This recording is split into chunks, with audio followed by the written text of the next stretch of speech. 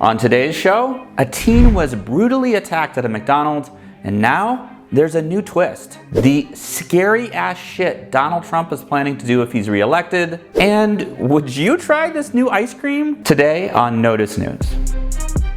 Hey guys, I'm Andrew Springer here at Notice HQ, and you know the drill. If you want to stay up to date and not rely on corporate media elites, make sure you hit that like button, hit that subscribe, hit that bell to get Notice News here on YouTube every Tuesday and Thursday.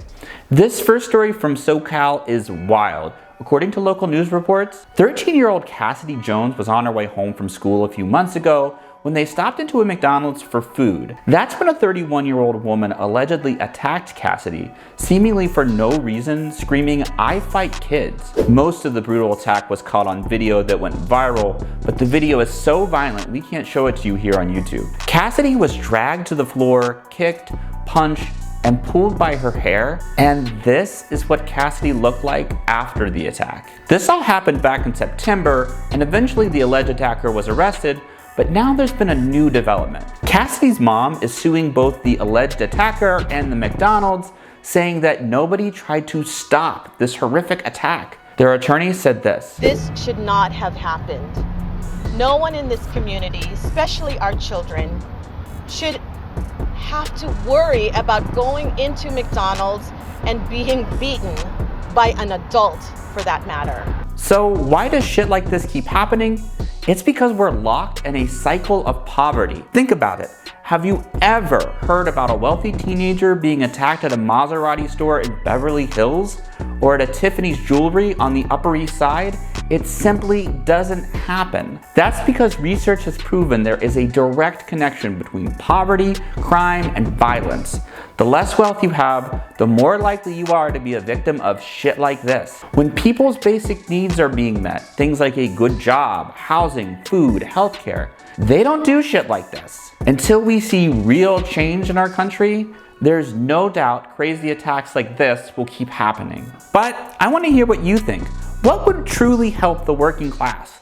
Let me know in the comments below. This next story should scare the shit out of you. A couple of days ago, the Washington Post dropped a bombshell report that says Donald Trump is planning to use the military against protesters if there are any demonstrations should he win the presidency in next year's election, which, by the way, is now less than a year away. The Post says Trump and his cronies are drafting plans to invoke a 19th century law called the Insurrection Act that allows the military to be used as a police force. Typically, that's illegal, but Trump has said publicly that he wished he had used more force against peaceful protesters after the lynching of George Floyd in the summer of 2020. But wait, there's more. The Post also reports that Trump wants to criminally prosecute his enemies, a move that's typically reserved for fascist dictatorships and banana republics, and in the United States, it's illegal. Despite Republican disinformation campaigns saying that Joe Biden's Justice Department is investigating Trump, the multiple investigations Trump is currently facing have all been done independent of the White House. The Post says Trump wants to go after his former Chief of Staff, John Kelly, his former Attorney General, William Barr, and the former Chairman of the Joint Chiefs of Staff, Mark Milley, all of whom have criticized Trump for his behavior in office. And to get it done, he's reportedly planning to install aggressive right-wing lawyers in a potential next administration. Unlike the more traditional conservatives his allies believe stymied his agenda the first time around, by honoring legal limits. Terrifyingly, Trump seems to have learned some lessons from his first term. It is not hyperbole to say this could end America as we know it. And wait for it, the Post says this whole plan, apparently dubbed Project 2025, is being led by the corporate fascist group the Heritage Foundation, which, you guessed it, is bankrolled by billionaires.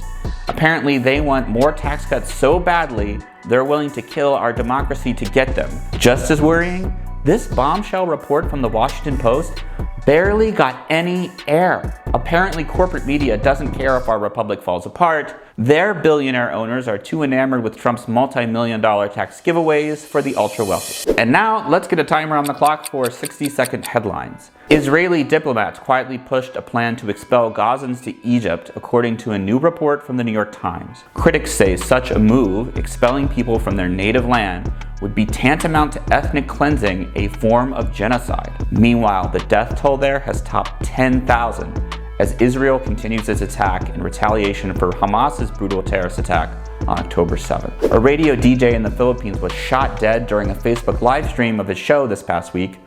More on that story on Notice News on Snapchat, hint hint. And would you eat this? Just in time for Thanksgiving, Baskin-Robbins has introduced a new turkey dinner flavored ice cream. Count me out. Okay, that was less than 60 seconds. You're welcome. That's it for today. If you want to find out more about something I covered, links to sources and references are down below in the description. Make sure to like and subscribe to get Notice News here on YouTube, and go follow us on Snapchat and TikTok. I'll see you back here on Thursday.